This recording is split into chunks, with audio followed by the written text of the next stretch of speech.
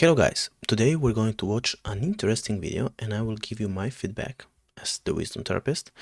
And the title of this video is Why Everyone Hates Jordan Peterson Now. It's a video from 10 days ago. It's from Ghost G and let's see what's going on. Let's see. Jordan Peterson used to be one of the most articulate, respected, and influential academics in the online space. While he always had his detractors, he possessed a hardcore fan base who looked up to him as sort of a father figure. Nowadays, it seems Jordan Peterson's fan base has imploded on itself, with him barely clinging on to his last bit of online respect. Lecture Biblical Series 1, Introduction to the Idea of God. What's that? Okay, that's done. And now, The Depths of Dante's Inferno, John Verbeck and Jordan Hall. Okay. I don't know what we're getting at. He's constantly being clowned for clips like this. So do you believe in the all-knowing, all-powerful, all-good notion of God? What do you mean by believe? People have accused him of being divisive, a pseudo-intellectual, and a fence-sitter, while others say he doesn't actually believe any. Okay, so whatever you do on the internet, you're going to have supporters and haters. But the interesting question is, what changed on Jordan Peterson? Because, for example, there was ad for him coming to my country, and people said like 4 years ago, the comments were, yeah, right, 4 years ago, yes, now, no. So the interesting question is why? Anything he's saying. He has an increasing community of detractors that seem to get louder and louder with each new viral clip of him. Today, we're going to try and get to the bottom of what the hell happened here. How did we go from this? Get yourself together for Christ's sake so that when your father dies, you're not whining away in a corner and you can help plan the funeral and you can stand up. I mean, his voice is very emotional.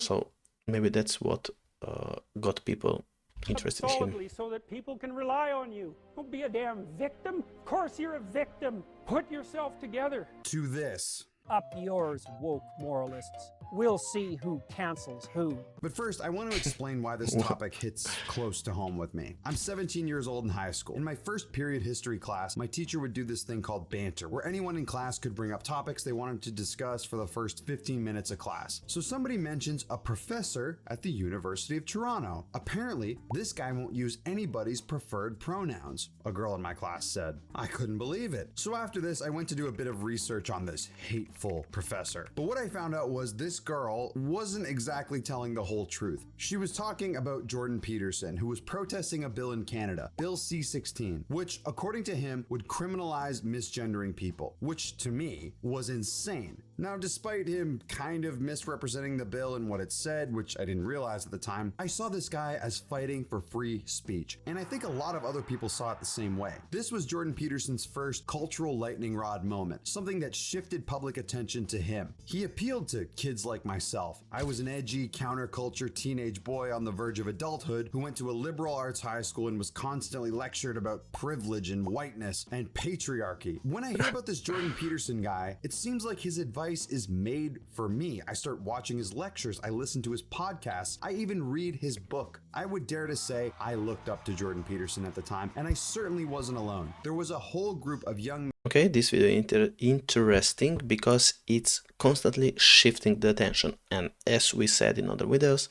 attention grabbing is the new gold.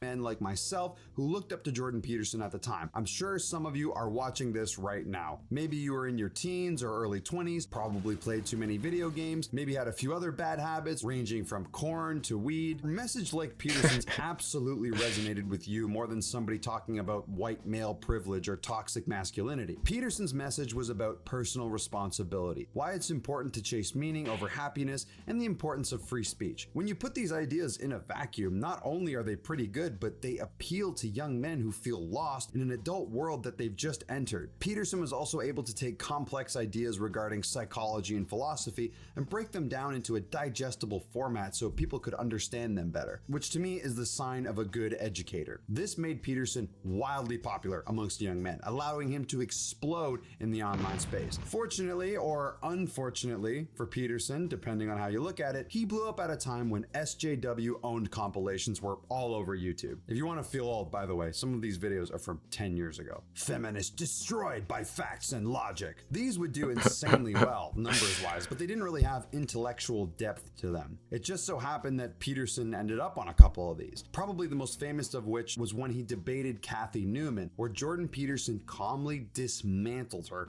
on TV for an audience of over 50 million people on YouTube alone as of time of writing. It's still arguably his most famous interview to date and was his second cultural lightning rod. This was in every wrecked feminist compilation of 2016, alongside figures like Ben Shapiro and Steven Crowder. Despite them being very different from each other, people associated them as guys who owned the libs, even though that's not really what made Jordan Peterson so compelling. He was certainly more intellectual than Steven Crowder, but it didn't matter, he was put in the same box. People like Crowder, Shapiro, and Milo were outwardly and proudly conservative, unlike Peterson, who declared himself neutral on politics. Now, figures in the conservative media space at the time were making generational wealth, covering topics that people knew Jordan Peterson from, like feminism. So this left him with two options: go back to his professor job, leave all this behind, or do what these guys were doing and make millions of dollars. Having a clinical practice is cool and all that, but would you rather have that or life-changing money? Not to mention hundreds of thousands of adoring fans around the world. So Peterson made the decision to go from a college professor's salary to a college donor's salary. This was the time when it was cool to speak out against institutions, academia, the government, the police, whatever it may be. Lucky for Peterson, he got famous for speaking out against the Canadian government and the University of Toronto, so it fit perfectly.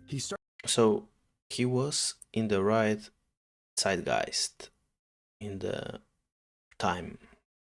Hanging out with more right-wing podcasters, which is fine in and of itself. We can do what we want. There's nothing inherently wrong with that. But the problem people had was Peterson kept calling himself a neutral figure when he clearly wasn't. Politics also doesn't happen to be Jordan Peterson's specialty. He was definitely more of a psychologist. I mean, he was literally trained in that. And it was around this time he attracted a ton of new fans just by mere exposure. But at the same time, this came with a lot of new detractors. Typically, politics is a bad thing to dip your toes into if you can't handle it. Trust me, as a random guy with a YouTube channel, that's the last thing I want to do. Typically, unless you make political content, it's not wise to get into politics for no reason. Unfortunately for Jordan Peterson, that's where most of the money and exposure was. Despite him claiming to be politically neutral or classically liberal or however he wants to define it, he was given most of his exposure after these viral moments via podcasts and social media. He made appearances on huge podcasts and integrated himself to a group of online intellectuals. Peterson joined what was now known as the intellectual dark web, which is about as lame as it sounds, including JP, Brett and Eric Weinstein, Ben Shapiro, and a few others. It was all these people who claimed to be truth seekers when most of them were just Elon Musk simps who were addicted to Twitter. Peterson what the hell, man? Absolutely included. This was kind of the beginning of the end. Things would start to trend downwards really quick. Now, there's a saying I absolutely love, and I think it's something to live life by. I see better than I hear, aka actions speak louder than words. If you heard Jordan Peterson speak, especially on his philosophy for life, you'd think he was the last guy to be addicted to Twitter, right? Surely a man with a PhD, former professor, psychiatrist, deep thinker wouldn't stoop to the same level as a guy with an anime profile picture on Twitter. But you'd be wrong to assume that, because Jordan Peterson would melt down on Twitter non-stop. Oh my because God. he had such a growing community of detractors through his association via politics, people would tweet stuff at him and he would respond basically every single time. He'd frequently make posts about how platforms... Okay, anonymous troll demon self-revealed. Think twice about yourself if this is what you're doing. For the Lulzi, you're teetering on the edge, boys and girls, and it's a hell of a long way down, so to speak. What? Like Twitter would enable anonymous troll demons, yes, this is a real term he used, that would ravage society, aka some dude shit posting on Twitter is the downfall of the West. It seemed the more active Peterson was on Twitter, the more maybe unstable is the right word he seemed, not just on Twitter but also in interviews, like breaking down into tears over very odd things. Now, I've spoke about two cultural lightning rod moments for Peterson, both of which have been very positive for his career. He seems very angry in this Next one clips. would not be that. It all started when he replied to the now Elliot page about her transitioning, saying, "Remember when pride was a sin and Ellen Page just had her breasts removed by a criminal physician?" This landed him a suspension from a pre-Elon extremely left-wing Twitter. Shocker. And regardless of how you feel about what's being discussed in this tweet, it's really strange to me. Like, why do you care, bro? Why does this affect you at all? And trust me, somebody whose childhood crush was Ellen Page in Juno can have an opinion on this, like myself, but not you, pal. Most people would say this and say, "Oh shoot, I got banned from Twitter. That sucks." But not for Peterson, because at the time he was fully addicted to Twitter. It seemed like he would spend all day just on Twitter. Okay, interesting, you know. So after he was banned, he took to Instagram and made one of the most painfully cringe videos I've ever seen in my entire life. And I will play you some clips right here, but I'm warning you, it is super cringy. I say banned, although technically I have been suspended. But the suspension will not be lifted unless I delete the hateful tweet in question, and I would rather die than do that. But I'm not taking down that tweet or acknowledging that my tweet violated the Twitter rules. Up yours, woke moralists. We'll see who cancels who. Jordan Peterson stood, or sat, head held high, and produced a 15-minute speech about his Twitter ban. If you wanted to write a parody of Jordan Peterson, you couldn't have done much better than this. He claimed he would rather die than take the post down. Bro, it's a tweet. Who fucking cares? Nobody is asking you to stake your life on a tweet that probably took you 10 seconds to write. This isn't the dark ages, brother. Now, there's a lot of waffling in this video, and as I've said, it's pretty hard to watch. It feels like a grown man throwing a temper tantrum because he got banned from Twitter. Maybe that's what it feels like, because that's exactly what it is. And when this happened, I remember thinking, this was my GOAT? I used to look up to this guy. And of course, as you might know, he ended the video with one of the corniest, dumbest, and cringeworthy quotes of all time. Up yours, woke moralists. We'll see who cancels who. Regardless of if you think this ban was justified or not, this is probably the worst thing you could do from a public reputation standpoint as a public figure. I can't think of a worse way to handle this situation, but in a weird way, this might have been a good thing. People knew Peterson was addicted to Twitter and it was bad, but they didn't know the extent until he was unbanned after this. So maybe him being unable to access Twitter would have been the best thing for him. After he did a podcast with Netanyahu, which was an all-star softball performance, by the way, he naturally got some blowback. Actually, reading the comments, it's hard to find one that's positive. People were trolling a bit, but they were providing real criticism and feedback. But instead of ignoring this or taking some of the criticism and trying to improve, he started replying to all these anonymous troll demons. Peterson had a real issue with anonymity, people making posts without their real name, which for a guy who has spoken out so much against government overreach and the importance of freedom, it's odd that he thinks people shouldn't have the ability to post anonymously online, calling people cowards for wanting to keep themselves anonymous. He despises these faceless people with 5 followers, but at the same time gives them his massive platform by replying to them with stuff as trivial as name calling them rats, even if these guys are being assholes. Why bother responding? Like, don't you have better stuff to do? Now, Jordan Peterson has had some anonymous troll demons do some pretty awful things to him, likely because he's such a public figure. But have you ever considered that you also have a ton of information out there? It's because your data is exposed, meaning anyone from your landlord, your employer, or scammers can access it. You know how like every company is having data? Today's sponsor, basically, if people keep their time restricted. She was genuinely concerned about her dad, but don't get it twisted, Michaela is no saint. She got into some trouble when she advocated for more censorship and content moderation on Twitter, which is crazy because her and Jordan have been crusaders against censorship for years. People who use the hashtag filth or rats when referring to an entire nation of people should be censored. People reacted appropriately, calling her out for her hypocrisy, and she would retract her statements after talking to her dad. So is she resolved, I guess? Well, she didn't retract it. She just said she didn't want to see certain content on Twitter and it shouldn't be pushed towards her. Michaela also allegedly left her husband and child to sleep with Andrew Tate. Okay. If you want to hear that story, I have a members only video on this channel explaining that whole situation. Meanwhile, through all of this and her own drama, Jordan was still calling people rats. Yes, these were just random Twitter nobodies. Now, all this kind of coincides with the time Peterson got his own show on the Daily Wire, which for most of his hardcore fans was the beginning of the end. Unlike before, when Peterson was independent, he could still be politically neutral. Even if he wasn't saying neutral things, he could always claim neutrality because he was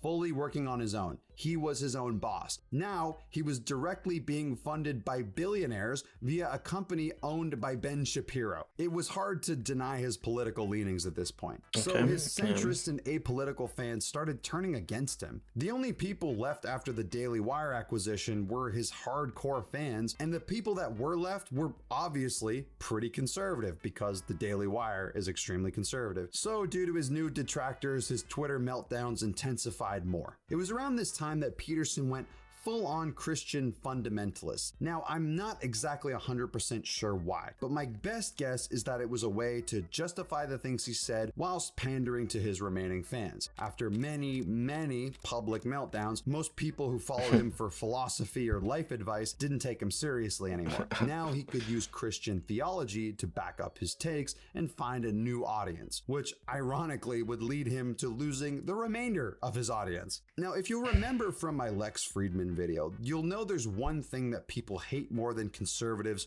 or liberals. It's someone pretending to be something that they're not. This is a point I really want to hammer home. There's no one more hated than frauds and grifters. Up until this point, you could argue that no matter how dumb or cringe it was, Peterson said what he really believed. At this point, that was the only thing he really had going for him. But once he started arguing, yeah, that is actually a very good point and very important point, because authenticity, as I always say, it stems from the inner freedom to be who you want to be. Now, there should be nothing wrong with Jordan Peterson changing some views or changing what he believes about the world. For example, I work with my clients for changing beliefs, because our beliefs shape the way we are, shape the way we perceive the world, and finally it perceives how changes how we live our life actually. So now the thesis is that Peterson is the fake Christian. Christian theology, claiming to be a Christian, this shattered. He's promoted Christian values, or Judeo-Christian values, while riding the fence about being a Christian, more specifically a Catholic. This means unconditional support for Israel, by the way. The fate of the world depends on the decisions of the people of Israel. Classic Christian value. Upon learning of Israel's intentions to bomb Gaza, Peterson told his buddy Netanyahu via Twitter to give him hell. I'm sure the Pope would agree with this. Oh wait.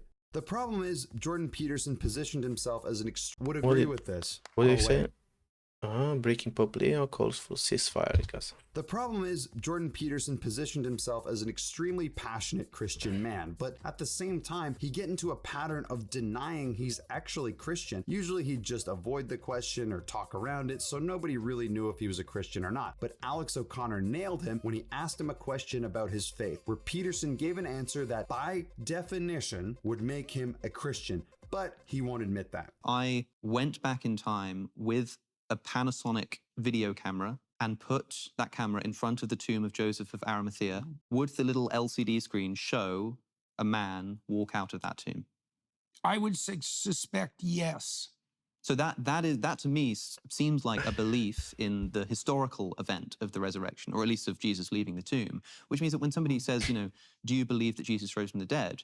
It doesn't seem clear to me why you're not able to just say, it would seem to me yes. Now, these interviews of him kind of making a fool of himself weren't extremely popular, but the people who saw them found them odd. Then, for some reason, JP decided to do the dumbest thing possible and go on Jubilee to debate Christianity to atheists. As you may have seen or can guess, this interview was a train wreck. This video was initially labeled 1 Christian versus 20 atheists. Presumably, someone from Jubilee actually watched the video and realized, wait, that's not accurate, let's change the title. And I think this video sums up why people, regardless of belief, can't stand Peterson, because the video is an absolute disaster. There's so much to go over, and there's 2 things that really stood out for me. First, this guy. Now, this guy is being an inflammatory asshole. You say that. I haven't claimed that. Oh, what is this? Is this Christians versus atheists? I don't know. You don't know where you are right now. Don't be a smartass. Well, and I mean either it, you're a 'cause I Christian won't or you're talk not. to you if you're a smartass. Oh, either you're a Christian or you're not. Which one is it?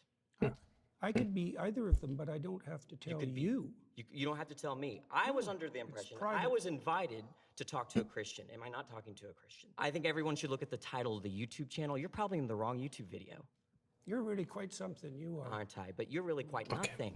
Right? You're not a Christian. Okay, I'm done with Okay, that's name calling and attacking ad personam. him. But he's kind of right. What are Peterson's beliefs? Why did he come on this show if he's not going to tell people his beliefs? It seems like at times he doesn't even know. Peterson won't even say he's an atheist. He treats religion like it's a myth whilst also acting like it's true, which if that's true, he's either a really bad Christian or a really bad atheist. Because if you are a Christian, you don't believe these things are myths. These are historical events that happen. If you see them as just myths or false, you are an atheist. It's pretty black and white. Perhaps Peterson would describe himself as culturally Christian and theistically atheist, which I can't believe I have to stress this. That's fine. Just admit it. Don't give people this runaround about not actually saying what you believe. Just say, hey, I'm an atheist, or hey, I'm a Christian, or alternatively, don't say anything. Why are you even in this video?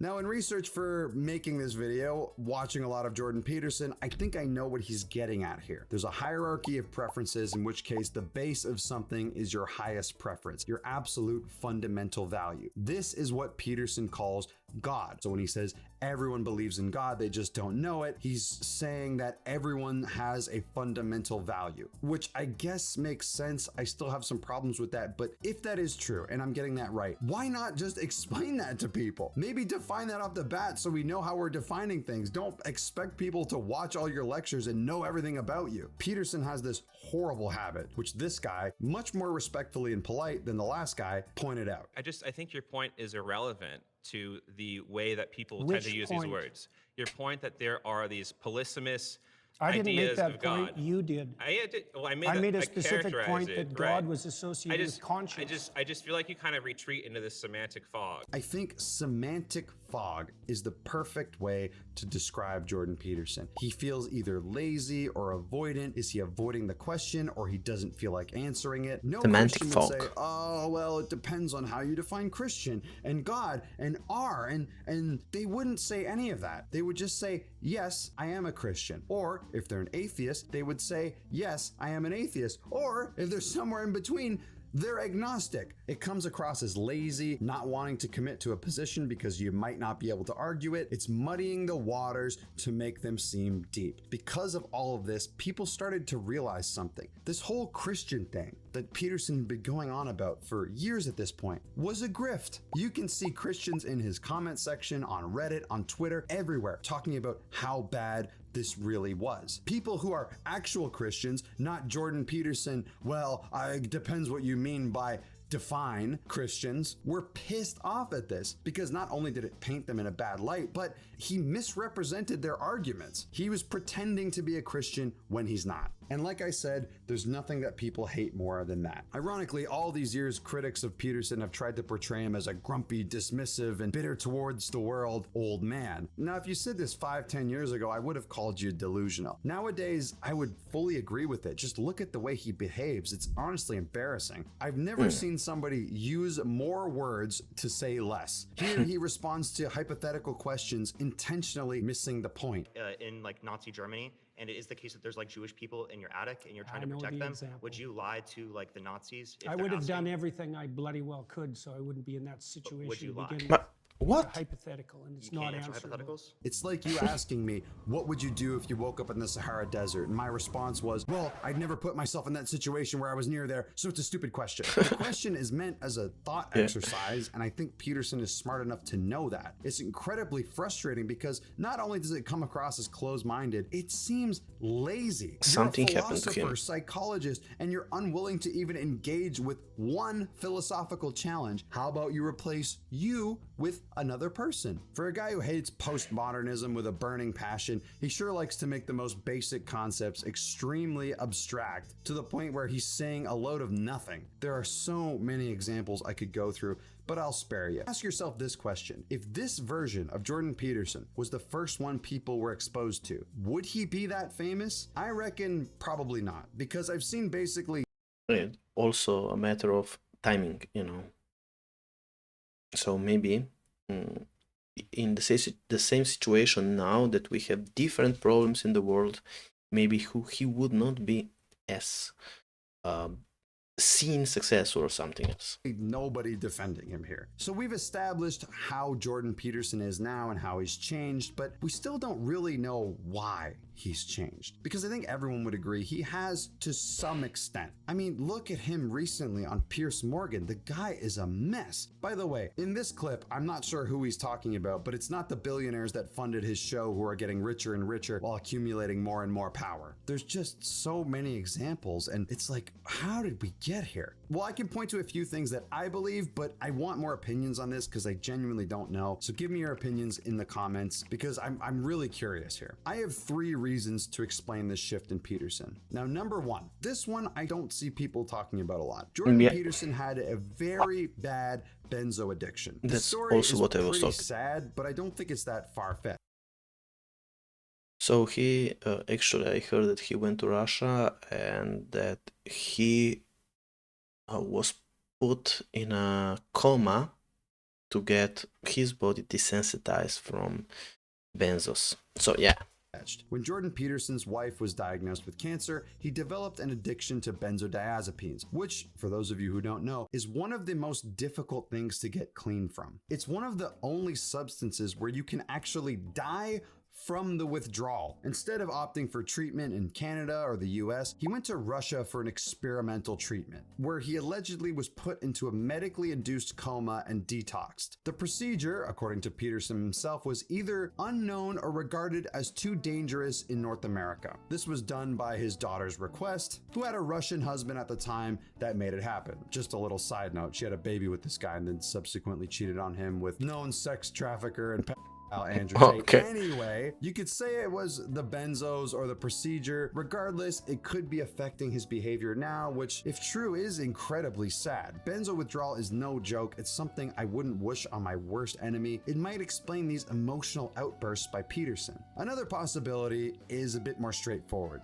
Money. Jordan Peterson went from a relative unknown academic to selling out world tours in just over a year. He didn't do this by talking about interpretations of Jungian psychology. He did it by using self-help speak. That's what people came to him for. Sort of pop psychology, if you will. Okay. Combine this with him declaring war on neo-Marxist woke postmodernists or whatever would attract him a very large conservative fan base, which led to a lot of money being thrown at him by right-wing outlets like the Daily Wire. It also led to a shitload of blowback on the things he said, as is going to happen if you talk about politics, regardless of what side you're on. From being a well-respected academic to being despised by a lot of people, regardless of if it's justified or not, must be difficult. I don't think money really changes that, but it is possible. Which brings me to my last reason for Peterson's change, his social media addiction. This might pair with the last one, but So he seems prone to all kinds of addictions, which is bad in itself, but